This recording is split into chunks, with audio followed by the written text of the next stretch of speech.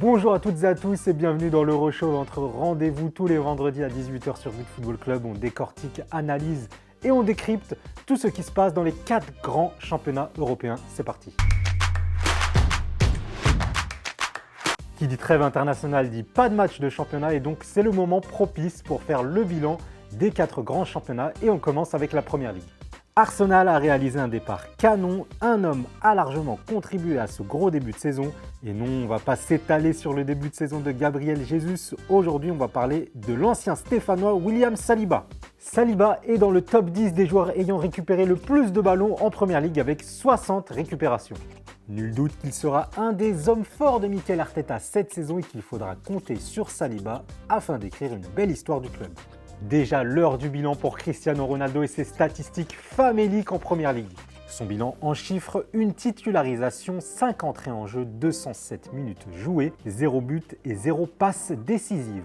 Après 6 journées de Première Ligue, Manchester United se porte bien avec une 5e place inespérée au vu du début de saison cataclysmique des hommes de Ten Hag. Cristiano Ronaldo n'est pas étranger à cette situation, on lui reproche son manque d'adaptation selon les dires de son entraîneur. Maintenant, il doit s'adapter à notre façon de jouer, s'il le fait, il fera la différence grâce à ses qualités. Du côté de l'autre Manchester, le début de saison se passe plutôt bien avec une 2e place au classement. En effet, les hommes de Pep Guardiola sont en mode chasseur du leader Arsenal en ce début de saison et City est la meilleure attaque du championnat avec 23 buts inscrits. Et sur les 23 buts, 11 ont été inscrits par celui qu'on appelle le cyborg, Erling Haaland. En 7 matchs de Première Ligue, Haaland est logiquement meilleur buteur du championnat avec 5 unités de plus que l'attaquant de Tottenham, Harry Kane. En Espagne, impossible de faire mieux que le Real Madrid, 8 matchs, 8 victoires, toutes compétitions confondues. Le Real de Carlo Ancelotti est une machine à gagner et ce malgré la blessure de sa star Karim Benzema lors de la première journée de Ligue des Champions face au Celtic Glasgow. Sans son attaquant vedette, le Real a su se renouveler et trouver des alternatives à son attaquant français avec Rodrigo et Hazard à sa place. C'est donc un bilan largement positif pour les merengues, mais reste à savoir combien de temps cela va durer et si Karim Benzema sera en pleine forme pour le mondial au Qatar. A souligner aussi qu'Ancelotti a eu le mérite en ce début de saison de mettre dans de bonnes conditions son milieu de terrain Aurélien Tchouaméni. Le milieu de 22 ans ne semble pas connaître la pression de passes décisives pour l'instant à mettre au crédit de l'ancien joueur de Bordeaux et de Monaco.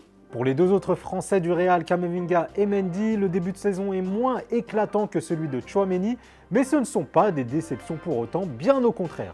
Les performances de Mendy sont régulières et montrent que le latéral gauche est pour l'instant au top de sa forme physique.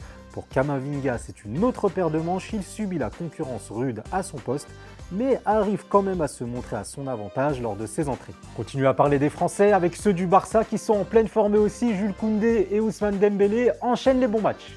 2 buts et 2 passes décisives pour l'ancien Rennais Dembélé, des performances de haute volée pour l'ancien Bordelais Jules Koundé qui a évolué au poste d'arrière droit et de défenseur central. Les bons résultats de ce début de saison du FC Barcelone sont en partie grâce aux Franceses comme on dit, mais aussi à l'attaquant polonais Robert Lewandowski.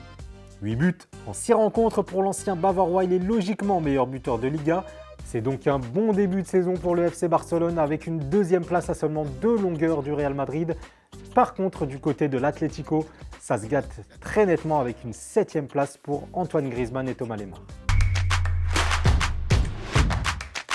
Des surprises, il y en a en Italie avec un top 4 inédit, Napoli, Atalanta, Udinese et Lazio, les gros sont sur la touche. AC Milan, Inter et Juventus, les 3 colosses historiques de la Serie A sont respectivement aux 5e, 7e et 8e place. Le plus alarmant reste quand même la Juventus avec 7 points de retard et des résultats catastrophiques dont une défaite face à la Lanterne Rouge Monza. Malgré un effectif composé de stars, la Juve n'arrive pas à enchaîner les bons résultats. Avec un Di Maria qui a beaucoup de mal en ce début de saison entre carton rouge et blessure, un Dusan Vlahovic muet tout le mois de septembre, une paire de défenseurs centraux Gatti Bremer pas au point encore, Adrien Rabiot qui était un des plus performants au début de saison pour la Juventus s'est malheureusement blessé, bref, la vieille dame ne s'en sort pas pour le moment.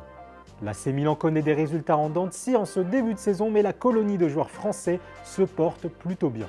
Et comment ne pas parler d'Olivier Giroud et sa capacité à être décisif dans les moments importants, mais ne pas oublier les grosses prestations du latéral gauche Théo Hernandez en pleine bourre qui manquera malheureusement quelques matchs à cause d'une blessure aux adducteurs.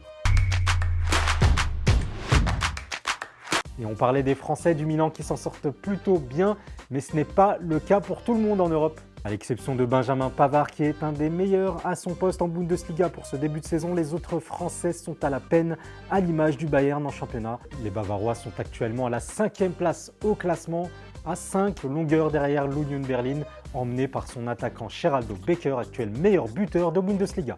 Et les statistiques en Allemagne montrent clairement que le Bayern est orphelin de son ancien attaquant Robert Lewandowski. Les champions en titre ont une moyenne de 23 tirs par match et enchaînent actuellement 4 rencontres de championnat sans victoire, une défaite et 3 nuls. On assiste donc à un début de crise pour les hommes de Julian Nagelsmann, l'entraîneur du Bayern qui a été vivement critiqué dernièrement. Merci à tous d'avoir suivi l'Euroshow. N'hésitez pas à nous dire dans les commentaires le ou les matchs que vous allez suivre ce week-end. N'oubliez pas de vous abonner bien sûr à notre chaîne YouTube But Football Club et de cliquer sur la cloche pour recevoir les notifications et ne rien rater de notre actualité.